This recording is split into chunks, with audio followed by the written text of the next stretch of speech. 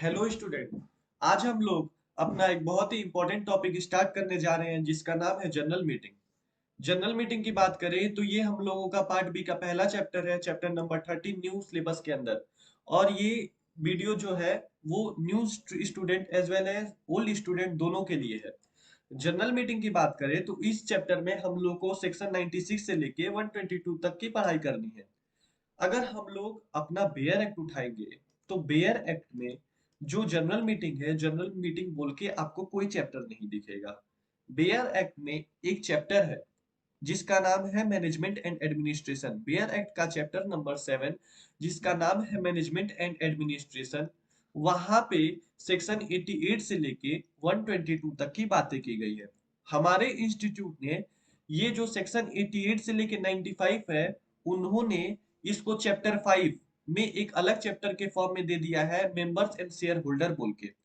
और जो सेक्शन 96 से लेके 122 है उसको जनरल मीटिंग बोल के जो पार्ट बी का पहला चैप्टर है, आई मीन चैप्टर 13 है, वहां पे दे दिया है। अगर बात करें मैनेजमेंट एंड एडमिनिस्ट्रेशन में आने वाली फॉर्म्स की तो यहाँ पर जितने भी फॉर्म्स होंगे उनके नाम एमजीटी होंगे। अगर हम लोग बात करें सेक्शन 88 से लेके 95 तक तो यहाँ पे हम लोगों को एमजीटी 1 से लेके एमजीटी 10 तक के फॉर्म्स दिखेंगे। और अगर हम लोग बात करें जनरल मीटिंग की तो यहाँ पे हम लोगों को एमजीटी 11 से लेके एमजीटी 15 तक की बात दिखेगी। ठीक है, फॉर्म दिखेंगे। अब आते हैं हम लोग अपने चैप्टर पे जिसका नाम है जनरल मीटिंग। जनरल मीटिंग की अगर बात करें तो जनरल मीटिंग में हम लोग बेसिकली पढ़ेंगे कंपनीज के मीटिंग के बारे में। मीटिंग का मतलब होता है गेदरिंग और असेंबलिंग टुगेदर। मीटिंग का मतलब होता है गेदरिंग और assembling together to transact lawful business. कोई भी लॉफुल बिजनेस को डिस्कस करने के लिए जब दो से ज्यादा इंसान, टू या टू से ज्यादा पर्सन एक साथ आते हैं और किसी भी बिजनेस को डिस्कस करते हैं उसको बोलते हैं मीटिंग। जो कंपनी का डिसीजन मेकिंग पावर होता है वो किसके हाथ में होता है? मेंबर्स के हाथ में होता है और डायरेक्टर के हाथ में होता है। कंपनी का जो डिसीजन होता है वो बोर्ड ऑफ डायरेक्टर या तो अकेले लेते हैं, नहीं तो बोर्ड ऑफ डायरेक्टर और मेंबर एक साथ आके कंपनी का डिसीजन लेते हैं, ताकि जो कंपनी का मैनेजमेंट ऑफ अफेयर है, स्टेट ऑफ अफेयर है, वो अच्छे से स्मूथली रन कर सके। जनरल मीटिंग जो है, general meeting of member member को प्रोवाइड करता है एक प्लेटफॉर्म कि वो अपना विल, अपना इच्छा जाहिर कर सके मैनेजमेंट के रिगार्डिंग, कंपनी के मैनेजमेंट के रिगार्डिंग। ठीक है। अगर बात करें हम लोग मीटिंग की तो कंपनी का जो मीटिंग होता है वो बेसिकली चार तरह का होता है। सबसे पहले बात करेंगे हम लोग बोर्ड ऑफ डायरेक्टर की मीटिंग की। यहाँ पे बोर्ड ऑफ डायरेक्टर के मीटिंग में केवल डायरेक्टर पार्टिसिपेट करते हैं। अगर डायरेक्टर को कोई भी, suppose date for example, company को अगर बायबैक करना है, कंपनी को क्या करना है? बायबैक करना है अप टू 10% का। ठीक है, अप टू 10% का बायबैक का मतलब होता है अपना ही शेयर मार्केट से परचेज करना। ठीक है। अगर कंपनी को बायबैक करना है 10 अप टू 10% का तो बोर्ड ऑफ डायरेक्टर बीआर पास करेंगे। कहाँ पे?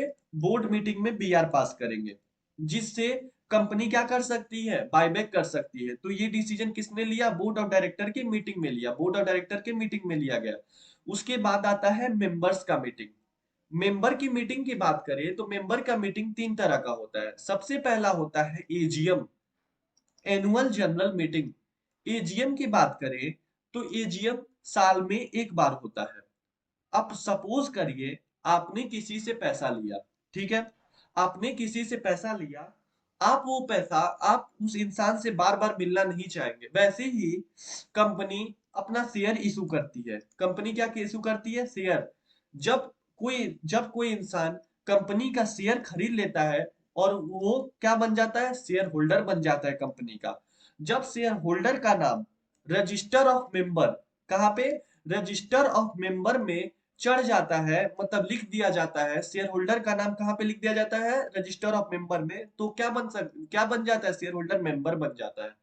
कंपनीज एक्ट ये मैंडेटरी कर देता है कि हर कंपनी एक्सेप्ट फ्यू कंपनी को अपने मेंबर्स के साथ कम से कम साल में एक बार मीटिंग करना होता है, जहां पे कंपनी ऑर्डिनरी बिजनेस को डिस्कस करती है। साथ ही साथ अगर कंपनी चाहे तो स्पेशल बिजनेस भी डिस्कस कर सकती है। अगर बात करें ऑर्डिनरी बिजनेस की, तो ऑर्डिनरी बिजनेस को डिस्कस करना नेसेसरी होता है और स्पेशल बिजनेस को डिस्कस करना नेसेसरी नहीं होता है, ये मैंडेटरी नहीं होता है, लेकिन एजीएम में ऑर्डिनरी बिजनेस को डिस्कस करना नेसेसरी होता है। आगे हम लोग क्लास में जानेंगे कि ऑर्डिनरी बिजनेस होता क्या है, ठीक है। अभी आप समझ लीजिए, हर कंपनी साल में अपने मेंबर्स के साथ एनुअल जनरल मीटिंग करती है। किसके साथ करती है? मेंबर्स के साथ, ठीक है। उसके बाद आता है ईजीएम। देखिए क्या होता है कि एजीएम साल में एक बार होता है, ठीक है। कंपनी को कुछ ऐसे बिजनेस के डिसीजन लेने रहते हैं जो कंपनी एजीएम तक के आने का वेट नहीं कर सकती है। इसीलिए कंपनी क्या करती है? ईजीएम करती है। जब दो एजीएम के बीच में कंपनी को कोई ऐसा डिसीजन लेना रहता है तो कंपनी क्या कंडक्ट करती है? ईजीएम कंडक्ट करती है। अभी हम लोग आगे समझेंगे ईजीएम में किस बिजनेस के बारे में बात किया जाता है। तीसरा आता है क्लास मीटिंग। क्लास मीटिंग क्या है? अभी मैंने आपको बताया, जब कंपनी को फंड की आवश्यकता होती है तो कंपनी अपना शेयर इशू करती है। शेयर आपको अगर पता होगा तो शेयर बहुत तरीके के होते हैं। सबसे पहला आता है इक्विटी शेयर, दूसरा आता है प्रेफरेंस शेयर। ऐसे ही इक्विटी शेयर की अगर बात करें तो जो इंसान इक्विटी शेयर परचेज करता है उसको इक्विटी शेयर होल्डर बोलते हैं, और प्रेफरेंस शेयर पर जो परचेज करता है उसको प्रेफरेंस शेयर होल्डर बोलते हैं। अगर कंपनी कोई भी ऐसा डिसीजन लेना चाहती है जिससे इक्विटी शेयर होल्डर या प्रेफरेंस शेयर होल्डर के राइट या लाइबिलिटी पे इफेक्ट होता है, तो उस कंपनी को इक्विटी शेयर होल्डर के साथ या प्रेफरेंस शेयर होल्डर के साथ एक सेपरेट मीटिंग करना होता है, जिसको हम लोग क्या बोलते हैं? क्लास मीटिंग बोलते हैं। अब सर राइट एंड लाइबिलिटी क्या होता है? अब सपोज करिए कि प्रेफरेंस शेयर होल्डर को क्या मिलता है? डिविडेंड मिलता है। प्रेफरेंस शेयर होल्डर को डिविडेंड मिलता है, ठीक है। अगर प्रेफरेंस शेयर होल्डर को जब पहले डिविडेंड मिलता था वो 10% तक का मिलता था। कंपनी चाहती है कि वो प्रेफरेंस शेयर होल्डर को डिविडेंड कितना पे दे? 9% पे। तो कंपनी को अपनी मर्जी से ये डिसीजन नहीं ले सकती है।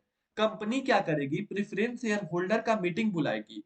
वहां पे कंपनी प्रेफरेंस शेयर होल्डर के साथ मीटिंग करके ये 10% का जो डिविडेंड है वो 9% पे कन्वर्ट कर सकती है। उस मीटिंग को क्या बोलते हैं? क्लास मीटिंग बोलते हैं। जनरली हम लोग इस क्लास में हम लोग जनरल मीटिंग का जो सेक्शन है, सेक्शन नंबर 96 से लेके 122 तक की बातें करेंगे। सीएस एग्जीक्यूटिव का जो कंपनी लॉ का एग्जाम होता है, वहां पे जब आप लोगों को केस लॉ आएगा, वहां पे सेक्शन लिखना आप लोगों के लिए जरूरी हो जाता है। भले ही आप जेआईजीएल एसबीआईएल में एक बार के लिए ना लिखे, लेकिन आप लोगों को कंपनी लॉ में सेक्शन लिखना बहुत जरूरी होता है।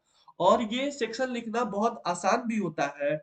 अगर आप कनेक्ट करने का सेक्शन, एक सेक्शन से दूसरे सेक्शन को कनेक्ट करने के बारे में अगर आप लोग अच्छे से जानते हैं तो आप लोग एकदम इजीली स्मूथली लिख सकते हैं, ठीक है। तो चलिए हम लोग सेक्शन जो आता है सेक्शन 96 से लेके 122 जनरल मीटिंग का, उसको हम आपको लर्न करवाते हैं, ठीक है। देखिए जो सबसे पहला सेक्शन आता है वो है सेक्शन नंबर 96। सेक्शन 96 इसके बारे में बात करता है एजीएम के बारे में। एजीएम का फुल फॉर्म होता है एनुअल जनरल मीटिंग। एजीएम का क्या फुल फॉर्म होता है? Annual general meeting. एनुअल आप लोगों के स्कूल में एनुअल इवेंट होता था। एनुअल इवेंट हर हर महीने में नहीं होता है, साल में एक बार होता है एनुअल इवेंट। वैसे ही कंपनी का ये जो एनुअल जनरल मीटिंग होता है वो साल में एक बार होता है। कब होता है? साल में एक बार होता है। उसको कंपनी उसको क्या बोलते हैं? एजीएम बोलते हैं। अब आगे वीडियो में हम लोग पढ़ेंगे एजीएम कब होता है, कितने टाइम बाद करना चाहिए, क्या क्या प्रोविजन लगता है। इसके बाद आते हैं सेक्शन 100 पे। सेक्शन 100 पे हम लोग बात करेंगे ईजीएम के बारे में। जैसा कि मैंने आपको बताया, कंपनी को कोई ऐसा डिसीजन लेना है जिसके लिए वो वेट नहीं कर सकती है अंटिल द नेक्स्ट एजीएम, तो कंपनी बीच में क्या बुलाएगी? अपने मेंबर्स के साथ ईजीएम बुलाएगी, ठीक है। एक्स्ट्रा ऑर्डिनरी जनरल मीटिंग, ठीक है। तो वहां पे कंपनी ईजीएम बुलाती है सेक्शन 100 के तहत, ठीक है। अब इसके बाद आते हैं सेक्शन 97 पे। सेक्शन 97 पे बोला गया है कंपनी अगर किसी साल एजीएम नहीं करती, कंपनी क्या नहीं करती, एजीएम अगर नहीं करती है तो कंपनी का कोई भी मेंबर ट्रिब्यूनल के पास जा सकता है। अब ट्राइब्यूनल क्या है, जैसा कि हम लोगों का कोई सिविल केस होता है तो हम लोग हाई कोर्ट या सुप्रीम कोर्ट तक जाते हैं, वैसे ही कंपनी से रिलेटेड कोई भी डिस्प्यूट होता है हम लोग नेशनल कंपनी लॉ ट्रिब्यूनल के पास जाते हैं। नेशनल कंपनी लॉ ट्रिब्यूनल का जो ट्रिब्यूनल होता है उसके पास पावर होता है कि वो कंपनी को डायरेक्ट कर सके, कंपनी को डायरेक्शन दे, कंपनी को ऑर्डर दे कि आप एजीएम कंडक्ट करिए। तो सेक्शन 97 पावर देता है, power of tribunal, power of tribunal to call AGM. ठीक है, अब आते हैं power of tribunal to call AGM. Section 98 में बात की गई है ईजीएम के बारे में। सब सपोज करिए कम मेंबर कोई ऐसा डिसीजन लेना चाहता है जो बहुत ही लेना जरूरी है। ठीक है, मेंबर ने एप्लीकेशन दिया कंपनी को, कंपनी वो मीटिंग नहीं करवाना चाहती, ईजीएम कंडक्ट नहीं करवाना चाहती है। मेंबर क्या करेंगे, मेंबर जाएंगे ट्रिब्यूनल के पास। सेक्शन 98 में पावर दिया गया है ट्रिब्यूनल को, power of tribunal to call EGM, power of tribunal to call EGM. Section 99 में बोला गया है कंपनी अगर सेक्शन 96 से लेके सेक्शन 96 एजीएम के बारे में, एजीएम का कोई भी प्रोविजन में डिफॉल्ट करती है, 97 अगर ट्रिब्यूनल ने कोई ऑर्डर दिया तो उसको उसको पूरा नहीं किए, चाहे 98 पावर ऑफ ट्रिब्यूनल ईजीएम का कोई ऑर्डर दिया उसको पूरा नहीं किए, तो सेक्शन 99 में कंपनी को क्या लगेगा, पेनाल्टी लगेगा। तो हम लोगों ने अभी तक 5 सेक्शन पढ़ लिया। सेक्शन 100, सेक्शन 96 एजीएम के बारे में बोलता है, सेक्शन 100 ईजीएम के बारे में। एजीएम आप लोगों ने नहीं किया तो सेक्शन 97 के अंदर ट्रिब्यूनल का पावर है एजीएम कंडक्ट करवाने का। सेक्शन 98 के अंदर ईजीएम का पावर है ट्रिब्यूनल कंडक्ट कराने का। और अगर आपने आपने क्या किया, कंपनी ने सेक्शन 96 97 98 को के प्रोविजन में डिफॉल्ट किया तो उसको क्या लगेगा, पेनाल्टी लगेगा। क्या लगेगा, पेनाल्टी लगेगा। तो कितनी पेनाल्टी लगेगी वो आने वाले आगे के वीडियो में हम लोग समझेंगे। अब बात करते हैं सेक्शन 100 से सेक्शन 101 से लेके 105 तक की। ध्यान से बात समझिएगा। जो सेक्शन आप लोगों ने अगर एजीएम कंडक्ट, कंपनी ने एजीएम कंडक्ट किया, चाहे कंपनी ने एजीएम कंडक्ट किया, अब मेंबर को ये सपना नहीं आएगा कि कंपनी एजीएम या ईजीएम करने जा रही है। उसके लिए कंपनी क्या करेगी, कंपनी अपने मेंबर को नोटिस भेजेगी। क्या भेजेगी, कंपनी अपने मेंबर को नोटिस भेजेगी, as well as director, auditor और अदर अदर पर्सन जिसको नेसेसरी होता है उसको नोटिस भेजेगी। ठीक है, तो कंपनी का जो नोटिस जाता है वो सेक्शन 101 के तहत जाता है, कंपनी का जो नोटिस जाता है वो सेक्शन 101 के तहत जाता है। अब बात समझिएगा, अगर कंपनी कभी भी क्या करी, कंपनी क्या होल्ड कर रही है, अगर कंपनी ईजीएम होल्ड कर रही है, ईजीएम में हम लोग और स्पेशल बिजनेस ऑलवेज डिस्कस करते हैं। अब थोड़ा सा समझ लेते हैं। वैसे तो ये आगे आने वाली सेक्शन सेक्शन 114 में बात की गई है स्पेशल बिजनेस और ऑर्डिनरी बिजनेस की, स्पेशल एजुकेशन ऑर्डिनरी एजुकेशन, या सेक्शन 102 के प्रोविजन में हम लोग पढ़ते हैं कि स्पेशल बिजनेस या ऑर्डिनरी बिजनेस क्या होता है। लेकिन अभी आप लोगों को सेक्शन 102 के बारे में बताना है, इसीलिए मैं आप लोगों को स्पेशल बिजनेस ऑर्डिनरी बिजनेस के बारे में बता देता हूँ। कंपनी जब भी ईजीएम कंडक्ट करेगी तो ईजीएम एक तरह से, ईजीएम में हम लोग स्पेशल बिजनेस डिस्कस करते हैं। जब भी हम लोग स्पेशल बिजनेस डिस्कस करेंगे तो हम लोग जो भी नोटिस में आइटम लिखे रहेंगे, जिस चीज के बारे में हम लिखे रहेंगे उसको हम लोग डिटेल में एक्सप्लेन करेंगे सेक्शन 102 में। कहाँ पे, एक्सप्लेनेटरी स्टेटमेंट है, कंपनी अपने एक्सप्लेनेटरी स्टेटमेंट, अब तक आप लोगों को समझ में आ गया होगा कि कंपनी जब भी ईजीएम का नोटिस इशू करती है तो कंपनी नोटिस के साथ साथ क्या देती है, एक्सप्लेनेटरी स्टेटमेंट देती है। सेक्शन 103 के बारे में बोले तो सेक्शन 103 बोलता है कोरम। कोरम क्या होता है, कोरम वो चीज होता है, सपोज दैट कंपनी का मीटिंग हो रहा है, कंपनी का मीटिंग हो रहा है। अब कंपनी को मिनिमम कितने, मिनिमम नंबर ऑफ मेंबर चाहिए, मिनिमम नंबर ऑफ कितने मेंबर चाहिए ताकि ये मीटिंग लॉफुली कंडक्ट किया जा सके, उसके बारे में बोलता है सेक्शन 103 कोरम।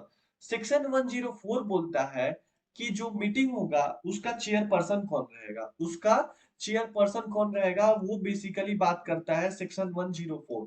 सेक्शन 105 की अगर बात करें तो सेक्शन 105 प्रॉक्सी के बारे में बोलता है। अब ये प्रॉक्सी क्या होता है? सपोज दैट कंपनी का एक शेयर होल्डर है जिसका नाम है ए।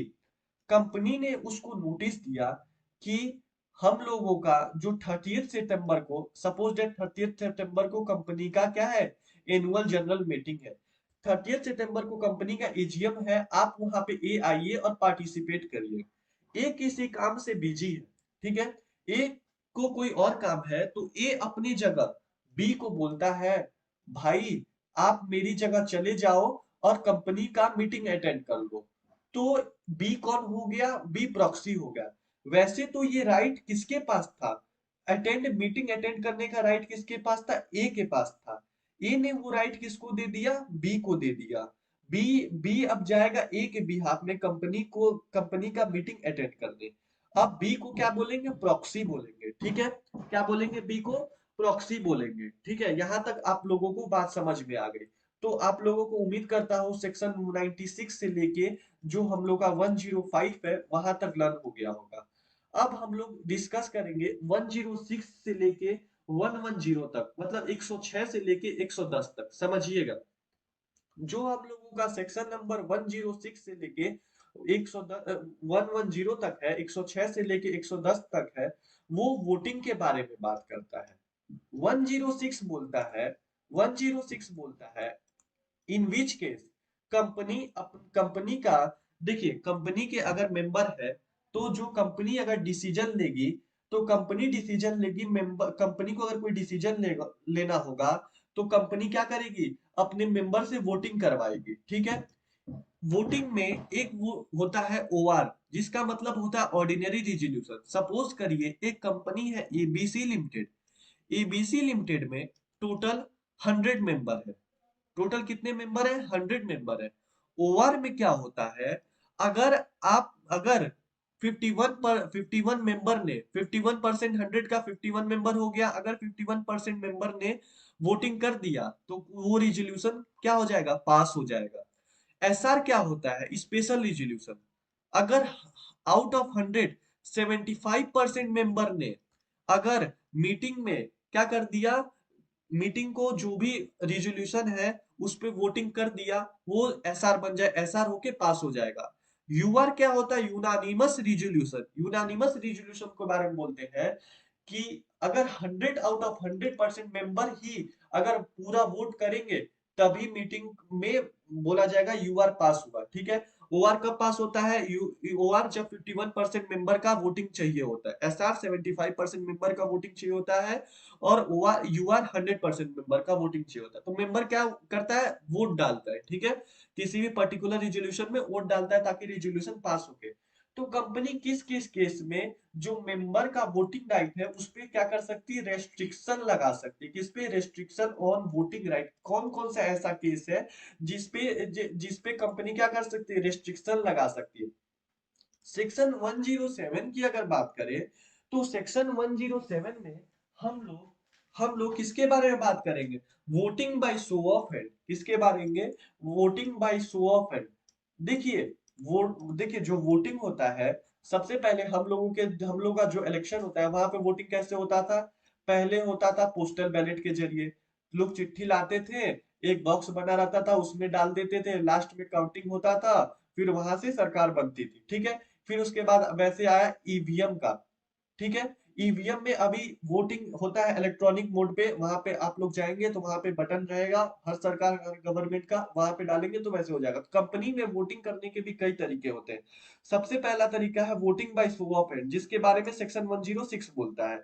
Voting by show of hand के बारे में बात करें तो इसमें कंपनी का अगर कोई भी रिजोल्यूशन चल रहा है, कंपनी का कोई भी बिजनेस डिसीजन चल रहा है, वहां पे कंपनी अपना रिजोल्यूशन, पहले जो चेयरपर्सन है वो रिजोल्यूशन के बारे में बताएगा। फिर उसके बाद वोटिंग का टाइम आएगा तो मेंबर अपने हाथ ऊपर करेंगे, ठीक है। तो उसको बोला जाता है voting by show of hand, ठीक है, voting by show of hand. उसके बाद आता है voting by show of hand. उसके बाद आता है सेक्शन 108। सेक्शन 108 बात करता है ई वोटिंग के बारे में, इलेक्ट्रॉनिक वोटिंग के बारे में। सेक्शन 109 किसके बारे में बात करता है? Demand for poll. Demand for poll, ठीक है। Demand for pole. सेक्शन 1110 किसके बारे में बात करता है? पोस्टल बैलेट के बारे में। सेक्शन 1110 किसके बारे में बात करता है? पोस्टल बैलेट के बारे में। अब पोस्टल बैलेट के बारे में अगर मैं बताना चाहूँ तो देखिए, कंपनी में छोटे बड़े शेयर होल्डर, छोटे भी शेयर होल्डर होते हैं, बड़े भी शेयर होल्डर होते हैं। किसी ने कंपनी का 20,000 रुपीज का शेयर होल्ड किया तो किसी कंपनी में 2 करोड़ रुपीज का शेयर होल्ड किया। अब 20,000 वाले शेयर होल्डर के लिए तो पॉसिबल नहीं कि सपोज डेट मुंबई में कंपनी का रजिस्टर्ड ऑफिस और कंपनी का मीटिंग हो रहा है मुंबई में, और जो 20,000 वाला शेयर होल्डर है वो रहता है कोलकाता में। अब कोलकाता से मुंबई जाने के लिए उसको पैसा लगेगा, 1,000 रुपए तो उसका टिकट का ही चला जाएगा, आने जाने का खर्चा हो जाएगा। तो कंपनी क्या करती है, सरकार ने ये मैंडेटरी कर दिया कि कंपनी क्या करेगी, पोस्टल बैलेट के जरिए वोटिंग करवाएंगे। बेसिकली कंपनी एक चिट्ठी टाइप का बना के, एक नोटिस बना के भेज देती है मेंबर के पास। मेंबर उसको उस पे साइन लगा के वापस कंपनी को भेज देते हैं। उसके बाद काउंटिंग होता है और रेजोल्यूशन पास किया जाता है। उम्मीद करता हूँ आप लोगों को सेक्शन 96 से लेके 110 तक की बात समझ में आ गई होगी। अभी हम लोग 96 से लेके 110 तक ही रहेंगे, क्योंकि इसके आगे हम लोग अगर बढ़ेंगे तो हम लोग इसको भूलने का चांस ज्यादा बढ़ जाता है। ठीक है, तो समझिए बात को। अब इसके बाद हम लोग आते हैं और सेक्शन 96 से लेके 110 तक फिर से एक बार डिस्कस कर लेते हैं। सेक्शन 96 के बारे में बात करता है एजीएम के बारे में। सेक्शन 96 के बारे में बात करता है एजीएम के बारे में। सेक्शन 100 किसके बारे में बात करता है? ईजीएम के बारे में। सेक्शन 96 ट्रिब्यूनल का क्या पावर है ईजीएम कंडक्ट करने का। सेक्शन 98 बात करता है ईजीएम कंडक्ट करने का ट्रिब्यूनल के पास पावर है, power to direct to call tribunal to EGM. ठीक है, सेक्शन 99 बोलता है पेनाल्टी के बारे में। 101 नोटिस के बारे में बोलता है। 102 एक्सप्लेनेटरी स्टेटमेंट। 103 कोरम के बारे में बोलता है। 104 किसके बारे में बात करता है? चेयरपर्सन। 105 किसके बारे में बात करता है? प्रॉक्सी। 106 किसके बारे में बात करता है? Restriction on voting right. 107 किसके बारे में बात करता है? Show off and. 108 किसके बारे में बात है? E voting. 109 किसके बारे में बात करता है? डिमांड फॉर पोल। और 110 किसके बारे में बात करता है? पोस्टल बैलेट के बारे में। अब हम लोग ईच एंड एवरी सेक्शन क्या करेंगे, वन बाय वन करके समझते चलेंगे। सबसे पहला सेक्शन हम लोग पढ़ेंगे 96, सेक्शन नंबर 96। इस क्लास में हम लोग कोशिश करेंगे कि जो हम लोगों का पहला 5 सेक्शन है वो कंप्लीट हो जाए। ठीक है, तो सबसे पहले चलिए स्टार्ट करते हैं सेक्शन नंबर 96 से। देखिए, सेक्शन 96 मैंने बताया किसके बारे में बात करता है? एजीएम के बारे में। देखिए, कंपनी दो तरह की होती है। सबसे पहला होता है जो न्यूली इनकॉर्पोरेटेड कंपनी है, न्यूली इनकॉर्पोरेटेड कंपनी, और एक होता है existing company. Newly incorporate company क्या होता है? फॉर एग्जाम्पल हम लोग एग्जाम्पल से समझते हैं, फिर आपको मैं प्रोविजन बताऊंगा तो बहुत इजीली आप लोग कैच कर लेंगे।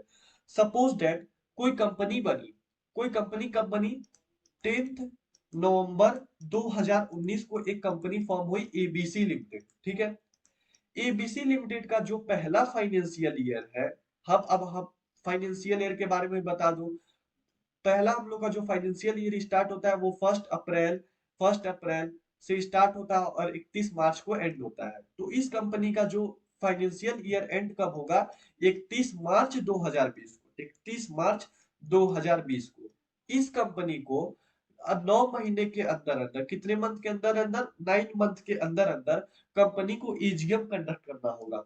तो यहां से अगर अप्रैल, मई, जून, जुलाई, अगस्त, सितंबर, अक्टूबर, नवंबर, दिसंबर, अगर हम लोग दिसंबर में देखें तो 31 दिसंबर को कंपनी का क्या हो रहा है? 9 मंथ कंप्लीट हो जा रहा है। तो कंपनी क्या करेगा 9 मंथ के अंदर अंदर अपना ईजीएम कंडक्ट कर लेगा। तो हम लोगों को समझ में आया कि सेक्शन 96 बोलता है कि जो न्यूली इनकॉर्पोरेटेड कंपनी है वो अपने पहले फाइनेंशियल ईयर में कोई एजीएम नहीं करेगा। जैसे ही उसका पहला फाइनेंशियल ईयर खत्म हो जाएगा, वहां से 9 मंथ के अंदर अंदर कंपनी अपना पहला एनुअल जनरल मीटिंग करेगा।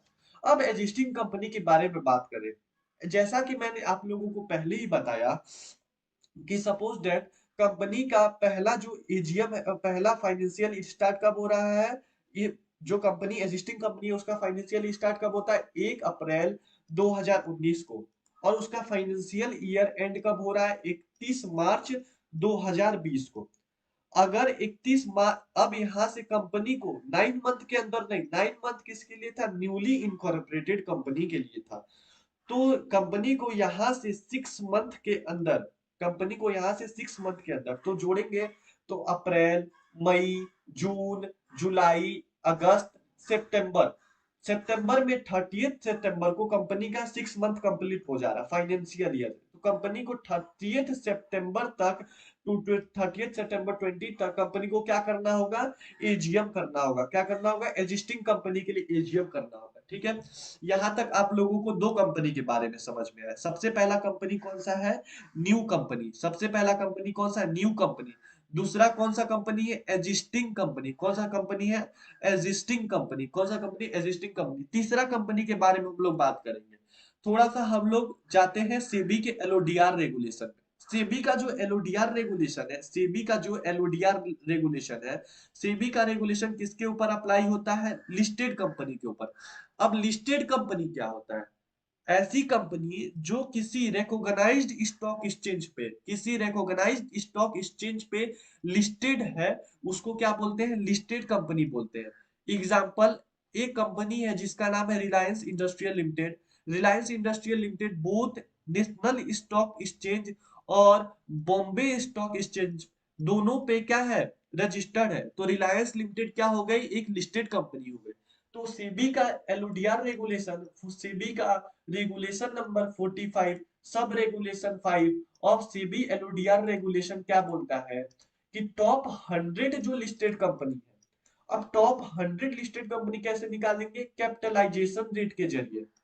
कैपिटलाइजेशन रेट के तहत मार्केट कैपिटलाइजेशन के जरिए टॉप 100 लिस्टेड कंपनी बनती है। ठीक है, टॉप 100 लिस्टेड कंपनी का नाम आता है। जो टॉप 100 लिस्टेड कंपनी रहेंगी उनको 6 महीने का टाइम नहीं मिलेगा।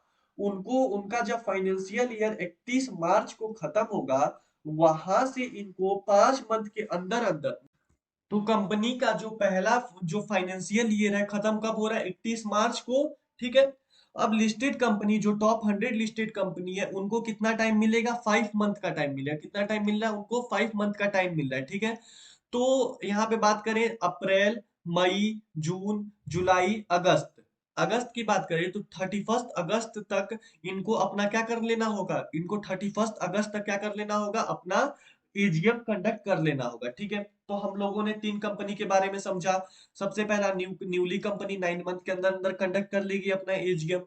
दूसरा हो गया एग्जिस्टिंग कंपनी जो 6 मंथ के अंदर अंदर अपना एजीएम कंडक्ट कर लेगी। और सीबी एलओडीआर का full regulation number 45 sub regulation 5 बोलता है कि टॉप 100 लिस्टेड कंपनी को कितना मंथ के अंदर, 5 मंथ के अंदर अंदर हम लोगों को क्या कर लेना होगा, एजीएम कंडक्ट कर लेना चाहिए। ठीक है, अब हम लोग समझते हैं कि किस दिन हम लोग एजीएम करेंगे।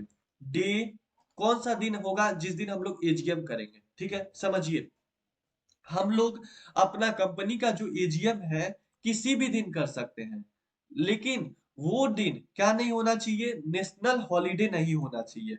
अब नेशनल हॉलिडे क्या होता है, नेशनल हॉलिडे का एक्सप्लेनेशन दिया है सेक्रेटेरियल स्टैंडर्ड 2 में। कहाँ पे दिया है, सेक्रेटेरियल स्टैंडर्ड 2 में। सेक्रेटेरियल स्टैंडर्ड 2 क्या होता है, सेक्रेटेरियल स्टैंडर्ड 2 कौन इशू करता है, आईसीएसआई, जो हम लोगों का सीएस का इंस्टीट्यूट है आईसीएसआई, वो इशू करता है सेक्रेटेरियल स्टैंडर्ड 2। और इसको अप्रूव करता है, अप्रूव करते हैं सेंट्रल गवर्नमेंट के जरिए। ठीक है, तो आईसीएसआई ने जो सेक्रेटेरियल स्टैंडर्ड 2 बोला है उसमें बोला है नेशनल हॉलिडे 3 दिन को माना गया है। सबसे पहला हम लोगों का 15 अगस्त, जिसको हम लोग बोलते हैं इंडिपेंडेंस डे, उस दिन को नेशनल हॉलिडे माना गया है। 26 जनवरी, 26 जनवरी रिपब्लिक डे, उसको हम लोग क्या बोलते हैं, नेशनल हॉलिडे। और 2 अक्टूबर, तो 3 दिन 2 अक्टूबर, 3 दिन को छोड़ के आप अपना एजीएम किसी भी दिन कर सकते हैं। ठीक है, टाइम क्या होगा, टाइम का बोले तो हर एजीएम 9 AM टू 6 PM के अंदर अंदर हो जाना चाहिए। 9 AM से 9 AM के अंदर और 6 PM के अंदर होना चाहिए। ठीक है, जो एजीएम करने का टाइम होता है। अब प्लेस के बारे में समझते हैं। प्लेस के बारे में अलग अलग कंपनी के लिए अलग अलग तरह का प्रोविजन है।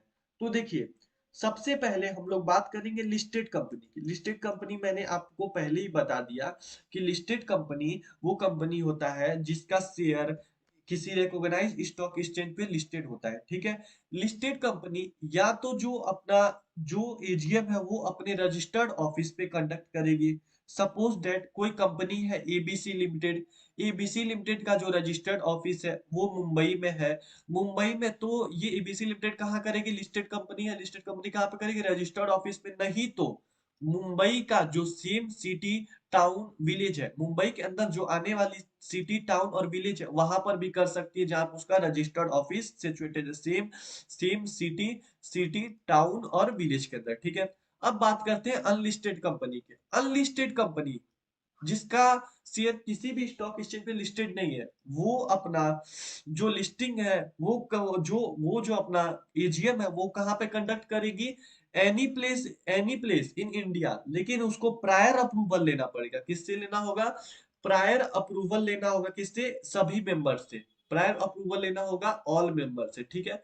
अब बात करते हैं गवर्नमेंट कंपनी के। गवर्नमेंट कंपनी में तीन केस है। पहला दो केस सेम है। गवर्नमेंट कंपनी या तो रजिस्टर्ड ऑफिस में करे अपना, नहीं तो कहाँ पे करे? Same city town or village जहां पे कंपनी का रजिस्टर्ड ऑफिस सिचुएटेड है, ठीक है। लेकिन और तीसरा ऑप्शन इसके पास क्या है? गवर्नमेंट कंपनी कहीं भी अपना क्या कर सकती है? जनरल मीटिंग कंडक्ट कर सकती है। लेकिन उसके लिए उसको पहले किसका परमिशन लेना पड़ेगा? गवर्नमेंट का परमिशन लेना पड़ेगा, ठीक है। यहाँ पे तीन केस हम लोगों को समझ में आ गया।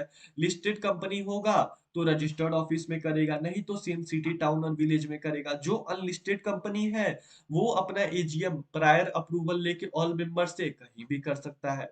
गवर्नमेंट कंपनी है तो या तो रजिस्टर्ड ऑफिस में करेगा, नहीं तो same city town or village में करेगा, नहीं तो तीसरा केस है कि कहीं भी करो भैया, लेकिन आपको गवर्नमेंट का अप्रूवल लेना पड़ेगा, ठीक है। ये सेक्शन 96 के बारे में मैंने बता दिया। अब बात करते हैं कि यहाँ पे जो मैंने आपको टाइम बताया कि 9 मंथ का टाइम होता है न्यूली कंपनी के पास, न्यूली इनकॉर्पोरेटेड कंपनी के पास। 6 मंथ का टाइम होता है एग्जिस्टिंग कंपनी के पास। तो क्या इस 9 मंथ में 9 मंथ को और 6 मंथ को एक्सटेंड कर सकते हैं? तो न्यू 9 मंथ किसके लिए टाइम है? न्यू कंपनी के लिए। और 6 मंथ का किसके लिए टाइम, किसके पास टाइम है? एग्जिस्टिंग कंपनी के लिए। तो जो 9 मंथ का टाइम है न्यू कंपनी और एग्जिस्टिंग कंपनी कर सकती है। देखिए, जो न्यू कंपनी है उसको ऐसे ही बहुत टाइम मिल रहा है 9 मंथ का। तो ये क्या कर, इसके लिए एक्सटेंशन पॉसिबल नहीं है। सपोज दैट इसका एजीएम 9 मंथ के अंदर अंदर नहीं हो पाया, ये चाहती कि अपना एजीएम इसको 2 महीना का और टाइम लगेगा, तो क्या इसको 2 महीना का एक्सटेंशन मिलेगा? नहीं मिलेगा। लेकिन जो एग्जिस्टिंग कंपनी है वो क्या चाहे तो एग्जिस्टिंग कंपनी जीएनएल फॉर्म है, एक फॉर्म है जिसका नाम है जीएनएल। जीएनएल 1 में एप्लीकेशन देगा। जीएनएल 1 में एप्लीकेशन किसको देगा? रजिस्ट्रार के पास। किसके पास देगा? रजिस्ट्रार के पास, ठीक है। रजिस्ट्रार के पास देगा और बोलेगा कंपनी, रजिस्ट्रार जो मेरा टाइम है, हम अपना एजीएम टाइमली कंडक्ट नहीं कर पा रहे हैं, इसीलिए हमको एक्सटेंशन ग्रांट कर दो 4 महीने का। रजिस्ट्रार बोलेगा, जी नहीं, मैं ऐसा नहीं कर सकता। अगर मैं आपको ग्रांट करना भी चाहूँ तो मैं 3 मंथ से ज्यादा का एक्सटेंशन आपको ग्रांट नहीं कर सकता। तो अभी एक बात हम लोगों को समझ में आया कि जो रजिस्ट्रार है, कंपनी एक्सटेंशन कितने मंथ का ले सकती है? कम से ज्यादा कितना ले सकते हैं? 3 मंथ का। उससे ज्यादा एक्सटेंशन पॉसिबल नहीं है, ठीक है। अप्लीकेशन कौन सा देगा? जीएनएल 1 में। और जो ये एप्लीकेशन देगा जीएनएल 1 में, ये जो 6 मंथ का कंप्लीट होने का पीरियड है उससे पहले देगा। कंपनी को लगता है, देखिए एग्जांपल से समझिए, एक कंपनी है, कंपनी एबीसी लिमिटेड है। एबीसी लिमिटेड का जो जो एजीएम करने का डेट है वो 30 सितंबर है। 6 महीना का जो फाइनेंशियल ईयर 30 सितंबर 2020 है, ठीक है। यहाँ पे इसको अगस्त में लगता है, 15 अगस्त को लगता है कि ये अपना एजीएम टाइमली नहीं कर पाएगा 30 सितंबर को। तो एबीसी लिमिटेड रजिस्ट्रार को एक एप्लीकेशन देगा किस पे? जीएनएल 1 में। कब कब देना पड़ेगा? 15 अगस्त 30 सितंबर से पहले जीएनएल 1 में एप्लीकेशन देगा रजिस्ट्रार के पास। रजिस्ट्रार उसको क्या करेगा? एक्सटेंशन ग्रांट करेगा। क्या करेगा? ग्रांट एक्सटेंशन ग्रांट करेगा। कितना दिन का एक्सटेंशन ग्रांट कर सकता है? 3 महीना का। ज्यादा से ज्यादा कितना महीना का? 3 मंथ का ग्रांट कर सकता है, ठीक है।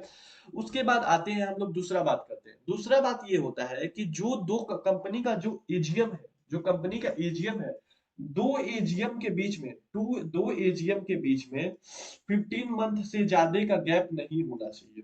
दो एजीएम के बीच में 15 मंथ से ज्यादा का गैप नहीं होना चाहिए। 15 मंथ से ऊपर का ज्यादा का गैप नहीं होना चाहिए। ठीक है।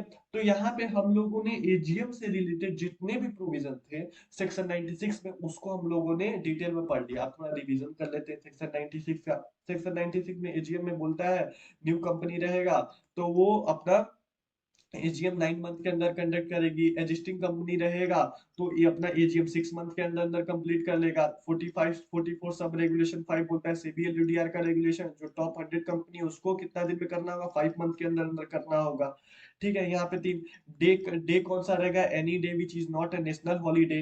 नेशनल हॉलीडे कितना है, 15 अगस्त, 26 जनवरी, 2 अक्टूबर। कहाँ पे दिया गया है नेशनल हॉलीडे के बारे में, सेक्रेटेरियल स्टैंडर्ड 2 में। सेक्रेटेरियल स्टैंडर्ड 2 कौन इशू करता है, आईसीएसआई। आईसीएसआई इशू करता है कि, और किससे अप्रूवल लेता है, गवर्नमेंट से अप्रूवल लेता है। ठीक है। और बात करें जनरल मीटिंग में तो सेक्रेटेरियल स्टैंडर्ड, जनरल मीटिंग में कौन सा स्टैंडर्ड अप्लाई होता है, सेक्रेटेरियल स्टैंडर्ड 2। टाइम क्या रहेगा, 9 AM to 6 PM। ठीक है। उसके अंदर अंदर ही आपको उसके अंदर मीटिंग करना होगा, स्टार्ट करना कर देना होगा। उसके बाद प्लेस कौन सा रहेगा, लिस्टेड कंपनी के लिए 2 केस, रजिस्ट्रार ऑफिस में कर सकते हो, नहीं तो same city town or village में करो। अगर अनलिस्टेड कंपनी है तो अनलिस्टेड कंपनी में क्या कर सकते हैं आप, अनलिस्टेड कंपनी है तो अनलिस्टेड कंपनी में किसी भी प्लेस पे करिए, प्रायर अप्रूवल लेना पड़ेगा ऑल मेंबर से। ठीक है।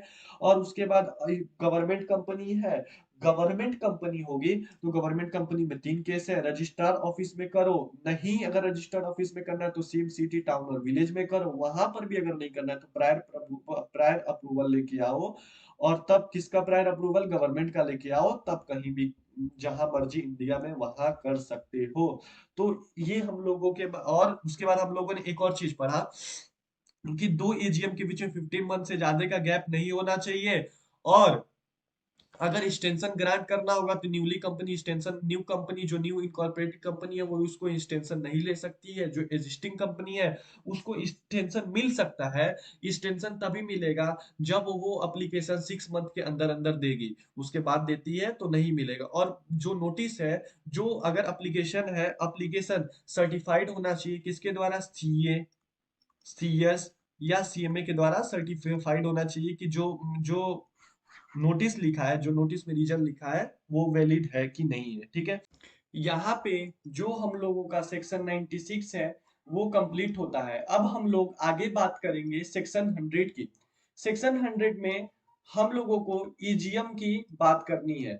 अगर आपको बोले तो ईजीएम के बारे में कहाँ लिखा गया है, regulation, regulation 42 of table F, regulation number 42 of table F, regulation number 42 of table F बोलता है कि टेबल एफ बोलता है कि all general meeting other than AGM is known as annual general meeting. All general meeting other than AGM is known as annual general meeting. आपको मैंने ऊपर भी पढ़ाया था, सेक्शन 96 में भी मैंने बताया था जब हम लोग सेक्शन की लिस्ट को डिस्कस कर रहे थे। सपोज दैट कंपनी कंपनी का 2 एजीएम होता है। पहला एजीएम है 30 सितंबर को, 30 सितंबर 2020 को। दूसरा एजीएम है 30 सितंबर 2021 को, 30 सितंबर 2021 को। इस बीच, इस डेट के बीच कंपनी को कोई भी इंपॉर्टेंट, कंपनी को क्या करना है, कोई भी इंपॉर्टेंट डिसीजन लेना है, कंपनी को कोई भी इंपॉर्टेंट डिसीजन लेना है तो वो अपने मेंबर की मीटिंग बुलाएगी। इस मीटिंग को हम लोग बोलेंगे ईजीएम। अगर हम लोग बात करें ईजीएम की तो EGM any place anywhere in India में किया जा सकता है। ठीक है। अगर बात करें एजीएम, एजीएम कहाँ किया जा सकता है, any place in India, any place in India में एजीएम किया जा सकता है। ठीक है।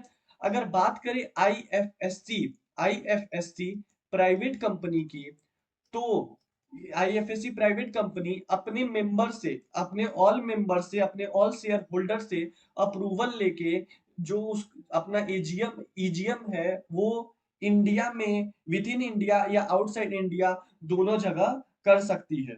अब हम लोग बात करेंगे कि ईजीएम बुला कौन सकता है। सबसे पहले ईजीएम कौन कौन बुला सकता है। सबसे पहले हम लोग बात करेंगे board of director. Board of director के पास पावर है।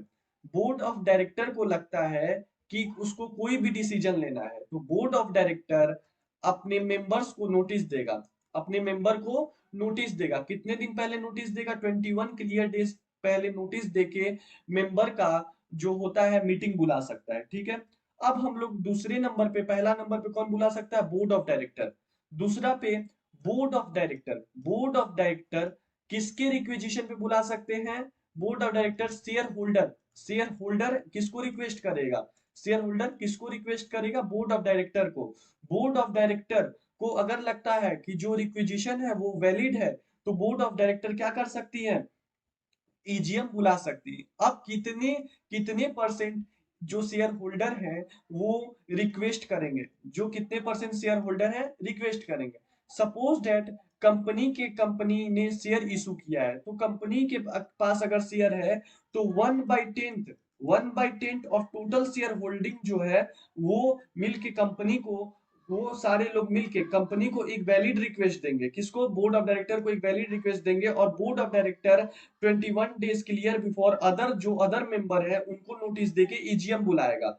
दूसरे नंबर पे अगर कंपनी के पास शेयर होल्डर नहीं है, अगर कंपनी के पास शेयर नहीं इशू किया है, और कंपनी के जो वोटर है, जो 1/10 वोटर है, जिसके पास 1/10 वोटिंग राइट है, वो बोर्ड ऑफ डायरेक्टर को एक वैलिड रिक्वेस्ट देंगे, और board of director 21 clear days before other member को रिक्वेस्ट करके, अदर मेंबर को नोटिस भेज के क्या कर सकते हैं? ईजीएम बुला सकते हैं। सबसे पहले हम लोग बात करेंगे ईजीएम कौन कौन बुला सकता है। तो अभी तक हम लोगों ने पढ़ा बोर्ड ऑफ डायरेक्टर इटसेल्फ। वो बोर्ड ऑफ डायरेक्टर खुद अगर उनको लगता है कि कोई डिसीजन लेना है, तो board of director 21 clear days before member को नोटिस देके ईजीएम बुला सकते हैं।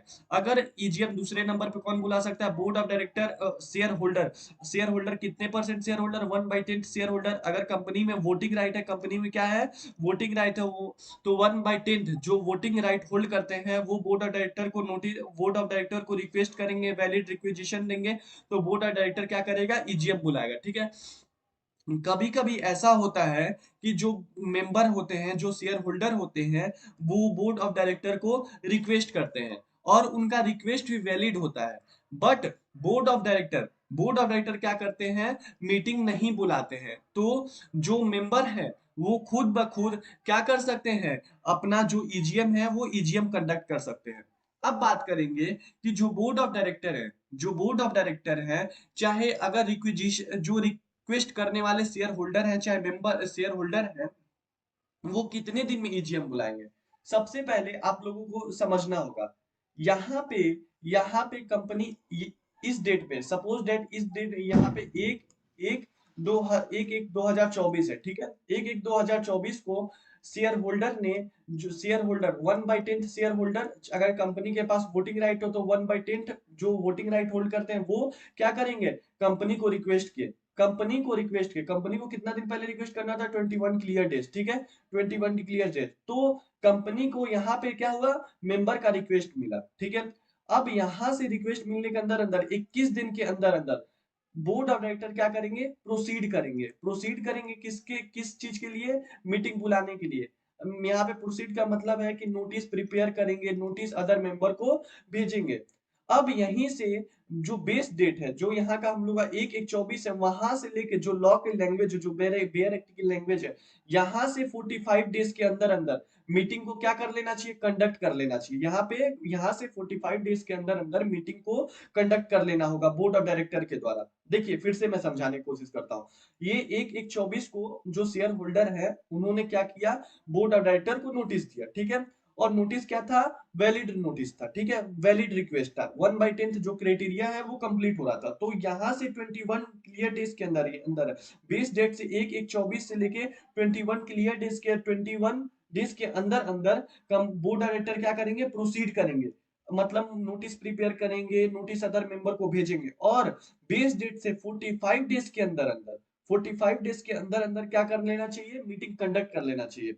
अगर बाई चांस कंपनी के अगर by chance board of director meeting नहीं कंडक्ट करवाते हैं तो जो लॉ का लैंग्वेज है वो बोलता है कि 1/1/2024 से जो बेस डेट है, जिस दिन शेयर होल्डर ने क्या किया, बोर्ड ऑफ डायरेक्टर को कंपनी को नोटिस दिया और वैलिड नोटिस दिया, वहां से लेके 3 मंथ के अंदर अंदर 3 मंथ के अंदर अंदर जो रिक्वेस्ट करने वाले शेयर होल्डर हैं, जिसको हम लोग रिक्विजिशनर बोलते हैं, वो लोग खुद ब खुद क्या कर सकते हैं, मीटिंग बुला सकते हैं। तो हम लोगों को 3 डेट पता चला। चलिए फिर से समझते हैं। सपोज डेट यहाँ पे 1/1/2024 को 1/1/2024 को मेंबर ने, जो कंपनी के मेंबर है, शेयर होल्डर है, वो बोर्ड ऑफ डायरेक्टर को नोटिस देते हैं। ठीक है। तो 1/1/2024 से 21 दिन के अंदर अंदर बोर्ड ऑफ डायरेक्टर क्या करेंगे, प्रोसीड करेंगे किस चीज के लिए, मीटिंग बुलाने के लिए। और 1/1/2024 से 45 डेज के अंदर, यहाँ पे 21 डेज, यहाँ पे 1/1/24 से 45 डेज के अंदर अंदर कंपनी अब वो 45 डेज के अंदर अंदर बोर्ड ऑफ डायरेक्टर मीटिंग बुला चुके होंगे।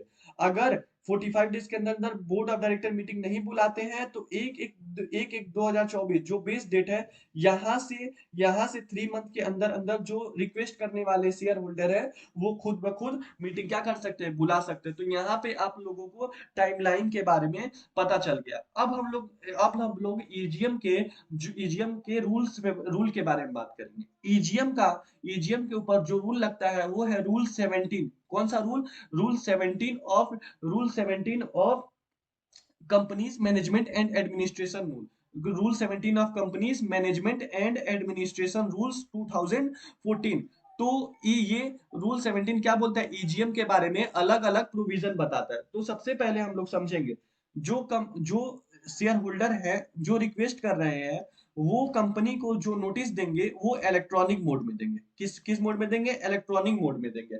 और नोटिस जब देंगे, नोटिस कितने दिन पहले देंगे? सपोज डेट ईजीएम का जो डेट है वो है 21 21 जनवरी 2024, 21 जनवरी 2024। तो 21 दिन पहले, 21 क्लियर डेज पहले पहले क्या करेंगे, शेयर होल्डर किसको नोटिस देंगे? बोर्ड ऑफ डायरेक्टर को। ठीक है। और जो डे और जो मीटिंग का डेट टाइम प्लेस रहेगा वो मैं बताता हूँ। कंपनी का जो ईजीएम के जो शेयर होल्डर हैं, अगर वो रिक्वेस्ट कर रहे हैं किसको, बोर्ड ऑफ डायरेक्टर को, तो वो कहाँ किस प्लेस पे मीटिंग करेंगे? Either at the registered office or at the same place city town or village in which registered office is situated.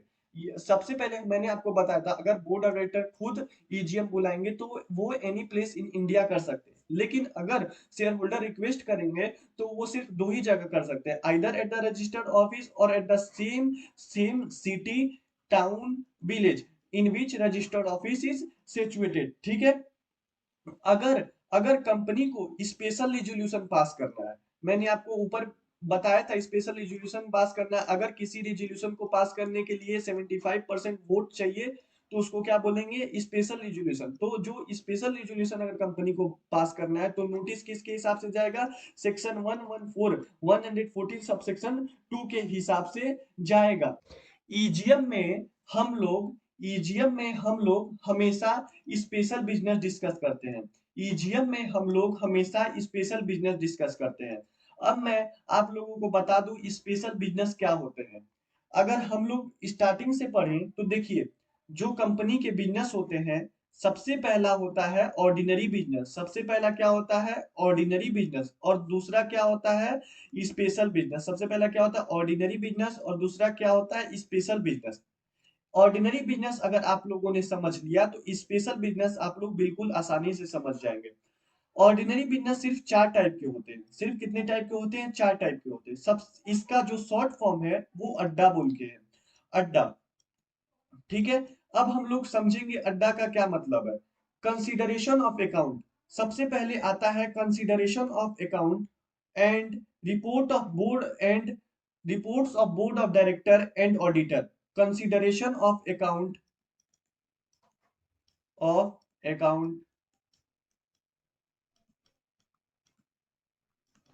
And reports of board of director. Report of board of director, जो हम लोगों का general meeting होता है, general meeting में जो हम लोग का एजीएम होता है, जो हम लोगों का एजीएम होता है, वहां पे ऑर्डिनरी बिजनेस डिस्कस करना मैंडेटरी होता है। ठीक है, ऑर्डिनरी बिजनेस डिस्कस करना क्या होता है, मैंडेटरी होता है, और स्पेशल बिजनेस करना करना मैंडेटरी नहीं होता है।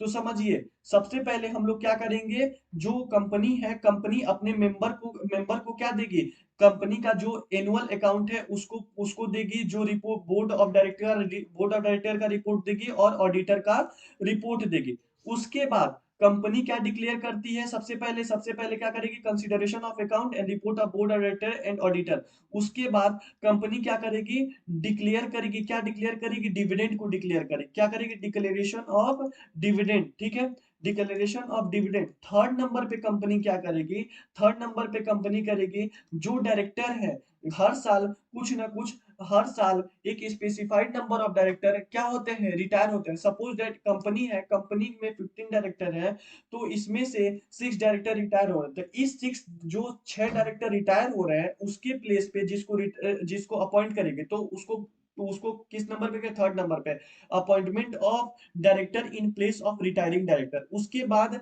ऑडिटर को अपॉइंट करेगी, ऑडिटर को क्या करेगी, अपॉइंट करेगी, appointment of auditor and fixing of their remuneration. जो कंपनी के ऑडिटर है उनका अपॉइंटमेंट करेगी और फिक्स करेगी उनका उनका रेम्युनरेशन। ठीक है, डायरेक्टर का अपॉइंटमेंट करेगी, और तीसरा नंबर पे और चौथा नंबर पे क्या करेगी, फिक्स करेगी किसका, रेमुनेरेशन फिक्स करेगी किसका, ऑडिटर का। रेमुनेरेशन फिक्स करेगी किसका, ऑडिटर का। तो कंपनी का जो बिजनेस है वो कंपनी का जो ऑर्डिनरी बिजनेस है उसमें 4 चीज आते हैं अड्डा बोल के। सबसे पहले कंपनी अपने जो शेयर होल्डर है, जो एजीएम में गए होंगे, उनके सामने अकाउंट अकाउंट देगी, कंपनी का अकाउंट देगी, कंपनी का पूरा पूरा रिपोर्ट देगी कि कंपनी ने साल भर में जो फाइनेंशियल ईयर है उस साल में क्या प्रॉफिट किया, क्या लॉस किया, वो सब के बारे में बताएगी। कितने डायरेक्टर का रेमुनरेशन था, ऑडिटर का कितना रेमुनरेशन था। उसके बाद report of board of director का रिपोर्ट देगी और बोर्ड ऑडिटर का रिपोर्ट देगी। दूसरे नंबर पे कंपनी क्या करेगी, प्रेफरेंस शेयर होल्डर को अपना डिविडेंड डिक्लेयर करेगी, कितना परसेंट डिविडेंड दे रही है। फिर उसके बाद डायरेक्टर को अपॉइंट करेगी, किसके प्लेस में, रिटायरिंग डायरेक्टर के प्लेस में। फिर क्या करेगी, ऑडिटर का अपॉइंटमेंट करेगी और उनका रेमुनरेशन फिक्स करेगी। इन चारों चीजों के अलावा जो भी बिजनेस डिस्कस होता है उसको क्या बोलेंगे, स्पेशल बिजनेस बोलेंगे। अब हम लोग एग्जांपल से समझते हैं स्पेशल बिजनेस होता क्या है, समझिएगा बात को। देखिए, अभी इन चारों चीज के अलावा मैंने छोड़ के बताया। सपोज दैट कंपनी है, कंपनी को क्या करना है, अपना जो ऑथराइज्ड शेयर कैपिटल है, कंपनी का जो मैक्सिमम अमाउंट ऑफ शेयर है जो रिटेन है कहाँ पे, उसके एमओई में, अगर उसको बढ़ाना है। फॉर एग्जांपल कंपनी का जो ऑथराइज्ड शेयर कैपिटल है वो 20 करोड़ रुपीज है। कंपनी उसको चाहती है कि वो क्या करे, 20 से 10 करोड़ रुपया और बढ़ा दे, जो ऑथराइज शेयर कैपिटल उसको 10 करोड़ रुपया और बढ़ा दे। तो कंपनी के लिए क्या हो गया, स्पेशल बिजनेस हो गया। इसके लिए कंपनी को क्या कंडक्ट करना पड़ेगा, ईजीएम कंडक्ट करना पड़ेगा। ठीक है, अब बात यहाँ पे देखते हैं कि देखिए, अब स्पेशल बिजनेस और ऑर्डिनरी बिजनेस में डिफरेंस समझते हैं। स्पेशल बिजनेस और ऑर्डिनरी बिजनेस में डिफरेंस समझते हैं, इसी के साथ साथ हम लोग एजीएम और ईजीएम के बारे में भी डिफरेंस समझ लेंगे। ठीक है, देखिए, एजीएम जो होता है, एजीएम में हमेशा ऑर्डिनरी बिजनेस डिस्कस किया जाता है, ये सेल होता है, ये मैंडेटरी होता है। ठीक है, और जो ईजीएम और जो स्पेशल बिजनेस होता है, आप कर भी सकते हैं और नहीं भी कर सकते हैं। क्या कर भी सकते हैं और नहीं भी कर सकते हैं। बात करें ईजीएम में, तो ईजीएम में हम लोग सिर्फ स्पेशल बिजनेस को डिस्कस कर सकते हैं। हम लोग ऑर्डिनरी बिजनेस को डिस्कस नहीं कर सकते। हम लोग क्या कर सकते हैं, सिर्फ स्पेशल बिजनेस को डिस्कस कर सकते हैं, ऑर्डिनरी बिजनेस को हम लोग डिस्कस नहीं कर सकते हैं। बात करें अगर एजीएम की, तो एजीएम साल में सिर्फ एक बार होता है। ये बात करें एजीएम की, एजीएम जितने बार चाहे उतने बार बोर्ड ऑफ डायरेक्टर कंडक्ट कर सकते हैं। एजीएम एजीएम जो है वो लिस्टेड कंपनी, अनलिस्टेड कंपनी और गवर्नमेंट कंपनी के लिए अलग अलग प्लेस पे अलग अलग जगह किया जाता है। और ईजीएम जो है, ईजीएम जो है वो कहाँ पे, एनी प्लेस इन इंडिया में किया जा सकता है। तो हम लोगों ने एजीएम और ईजीएम के बारे में डिफरेंस भी पढ़ लिया कि एजीएम में ordinary business as well as special business भी कंडक्ट किया जा सकता है, लेकिन ईजीएम में हम लोग ऑर्डिनरी बिजनेस नहीं कंडक्ट कर सकते हैं, सिर्फ हम लोग क्या कर सकते हैं, स्पेशल बिजनेस कंडक्ट कर सकते हैं। एजीएम साल में एक बार होता है, एजीएम साल में चाहे जितनी बार चाहे उतनी बार कर सकते हैं, ठीक है। एजीएम में एजीएम का जो लिस्टेड कंपनी है, लिस्टेड कंपनी का जो प्लेस है, प्लेस ऑफ एजीएम है, वो either at the registrar office रहेगा और at the same city town or village रहेगा। ईजीएम की बात करें तो ईजीएम का जो प्लेस है, प्लेस ऑफ बिजनेस है, वो क्या रहेगा, एनीवेयर इन इंडिया, जैसे कंपनी को ठीक लगे, ठीक है। यहाँ पे हम लोग ईजीएम के बारे में कंप्लीट कर लिया, हम लोग का जो सेक्शन नंबर 100 है वो ईजीएम के बारे में कंप्लीट हो गया। अब हम लोग बात करेंगे अपने बीच के सेक्शन, जिसको हम लोगों ने छोड़ा था, सेक्शन नंबर 97, 98, 99। सेक्शन नंबर 97 किसके बारे में बात करता है, power of tribunal to call AGM. Suppose that किसी साल कंपनी ने एजीएम कंडक्ट नहीं किया, ठीक है, किसी साल कंपनी ने एजीएम कंडक्ट नहीं किया। Suppose that company ABC limited ने अपना एजीएम कंडक्ट नहीं किया, तो एबीसी लिमिटेड का कोई भी मेंबर कहाँ जा सकता है, ट्रिब्यूनल के पास जा सकता है, ट्रिब्यूनल के पास जा सकता है। और ट्रिब्यूनल के पास जाके ट्रिब्यूनल के पास एप्लीकेशन दे सकता है कि ट्रिब्यूनल क्या करे, डायरेक्ट करे, ट्रिब्यूनल किसको डायरेक्ट करे, एबीसी लिमिटेड को डायरेक्ट करे कि वो अपना एजीएम क्या करे, कंडक्ट करे। यहाँ पे ट्रिब्यूनल ऑर्डर देगा, यहाँ पे ट्रिब्यूनल को पास सेक्शन नंबर 97 में पावर दिया गया है, ट्रिब्यूनल क्या कर सकता है, डायरेक्ट कर सकता है एजीएम को, ठीक है। सेक्शन 97 में ये भी बोला गया है कि यहाँ पे जो ट्रिब्यूनल को जो कुछ भी सही लगे वैसा डायरेक्शन दे सकता है। सब मैंने आपको जब स्टार्टिंग में बताया था कि मीटिंग करने के लिए दो लोगों से ज्यादा की आवश्यकता होती है, ठीक है। लेकिन यहाँ पे ट्रिब्यूनल बोल सकता है कि एक इंसान क्या कर सकता है, मीटिंग कंडक्ट कर सकता है। वहीं पे हम लोग बात करें सेक्शन 98 की, सेक्शन 98 की बात करेंगे हम लोग ईजीएम के बारे में, power of tribunal to call EGM, ठीक है। कंपनी का एबीसी लिमिटेड है, ये सपोज दैट यही एबीसी लिमिटेड है, जो मैंने पहले बोला था, एबीसी लिमिटेड को ईजीएम करना है, तो यहाँ पे कंपनी के जो डायरेक्टर है, कंपनी का कोई भी डायरेक्टर या कंपनी का कोई भी मेंबर किसके पास जा सकता है, ट्रिब्यूनल के पास जा सकता है, किसके पास जा सकता है, ट्रिब्यूनल के पास जा सकता है। और क्या बोल सकता है, ट्रिब्यूनल के पास जाके बोल सकता है कि आप क्या करिए, ऑर्डर दीजिए कंपनी को, एबीसी लिमिटेड को, कि वो ईजीएम कंडक्ट करे, ठीक है। अब बात करते हैं सेक्शन 99 की, सेक्शन 99 की में हम लोग पेनाल्टी के बारे में पढ़े थे। अगर कंपनी सेक्शन 96, 97, 98, 96, 97, 98 के प्रोविजन को डिफॉल्ट करती है, तो कंपनी और उसके ऑफिसर के ऊपर पेनाल्टी पेनाल्टी लग सकता है, जो रहेगा जो स्टेंड हो सकता है 1 लाख तक। और अगर अगर डिफॉल्ट किया कंपनी ने 1 लाख रुपए तक पे करने में, जितना भी अगर ट्रिब्यूनल में मान लीजिए फाइन लगाया 50,000 का, ठीक है। अगर कंपनी ने वो पे नहीं किया, जिस दिन कंपनी को पे करने के लिए बोला था, अगर कंपनी ने पे नहीं किया, तो वहां से हर अगले दिन का, जिस दिन तक पे नहीं करेगा, पर डे का कितना लगना स्टार्ट हो जाएगा, 5,000 पर डे का लगना स्टार्ट हो जाएगा। तो यहाँ पे हम लोगों ने जो सेक्शन है 96 से लेके 100 तक कंप्लीट कर लिया। 96 इसके बारे में बात करता है, एजीएम के बारे में। सेक्शन नंबर 97 किसके बारे में बात करता है, power of tribunal to call AGM. Section 98 किसके बारे में बात करता है, power of tribunal to call AGM. Section 99 किसके बारे में बात करता है, पेनाल्टी के बारे में। और सेक्शन 100 किसके बारे में बात करता है, ईजीएम के बारे में। उम्मीद करता हूं आप लोगों को सारे के सारे सेक्शन समझ में आ गए। इसके बाद का जो हम लोगों का क्लास रहेगा वो सेक्शन 101 से स्टार्ट होगा। और मैं जैसा डिटेल में पढ़ा रहा हूँ तो थोड़ा क्लास लंबा हो रहा है, लेकिन आप लोगों को अच्छे से समझ में आ रहा होगा। क्लास के जो जब हम लोग का जनरल मीटिंग का 4 to 5 क्लास कंप्लीट हो जाएगा और हम लोगों का पूरा चैप्टर, जो पूरा जनरल मीटिंग कंप्लीट हो जाएगा, उसके बाद मैं आप लोगों को एक एक केस स्टडी, जितने भी इंपॉर्टेंट केस स्टडी है वो भी सॉल्व करवा दूंगा। और जो हम लोगों का मॉड्यूल का बुक है वो भी आप लोगों को मैं दिखा दूंगा, उससे भी अगर कुछ पार्ट छूटा होगा तो वो भी मैं कंप्लीट करवा दूंगा, ठीक है। यहीं पे अगर एक दो फॉर्म की अगर हम लोग बात करें, तो आज हम लोगों ने एक फॉर्म भी पढ़ा जिसका नाम है जीएनएल 1। जीएनएल 1 कब दिया जाता है, जीएनएल 1 कब दिया जाता है, आप लोगों को याद हो जाना चाहिए कि GNL1 अगर कंपनी को क्या करना है, एक्सटेंशन लेना है। कंपनी को क्या करना है, एक्सटेंशन लेना है। हम अपने जो अपना जो एग्जिस्टिंग कंपनी अगर उसको लगता है कि वो 6 मंथ के अंदर अंदर 6 मंथ के अंदर अंदर क्या नहीं कर सकती है, जो 6 मंथ के अंदर अंदर उस अगर उसको लगता है कि वो अपना एजीएम कंडक्ट नहीं कर सकती है, तो वो GNL1 में एप्लीकेशन देगी रजिस्ट्रार के पास। रजिस्ट्रार उसको क्या कर सकता है, ग्रांट कर सकता है 3 मंथ का एक्सटेंशन। सेक्शन 97, 96, 97, 98, 99, 100 के साथ साथ हम लोगों ने सेबी का एक एलओडीआर रेगुलेशन भी पढ़ा। सेबी का एलओडीआर रेगुलेशन कितना, सब सेबी का एलओडीआर रेगुलेशन 44, सब रेगुलेशन 5 के बारे में पढ़ा कि जो टॉप 100 लिस्टेड कंपनी है, मार्केट कैपिटलाइजेशन के लिस्ट के तहत जो टॉप 100 लिस्टेड कंपनी है, वो अपना एजीएम 5 मंथ के अंदर अंदर क्या करेंगे, कंडक्ट करेंगे। उसके साथ साथ हम लोगों ने ईजीएम के अंदर अंदर दो और प्रोविजन के बारे में बात किया। हम लोगों ने रूल 17 के बारे में बात किया, the companies management and administration का रूल 17 के बारे में बात किया। और रेगुलेशन नंबर 42 किसका, टेबल एफ का रेगुलेशन नंबर 42 के बारे में बात किया। यहाँ पे टेबल एफ में क्या लिखा गया है कि all general meeting other than AGM is known as EGM. तो आज की क्लास यहीं पे हम लोगों की खत्म होती है। अगर आप लोगों को वीडियो अच्छा लगा हो तो लाइक करें, कमेंट करें और सब्सक्राइब करें।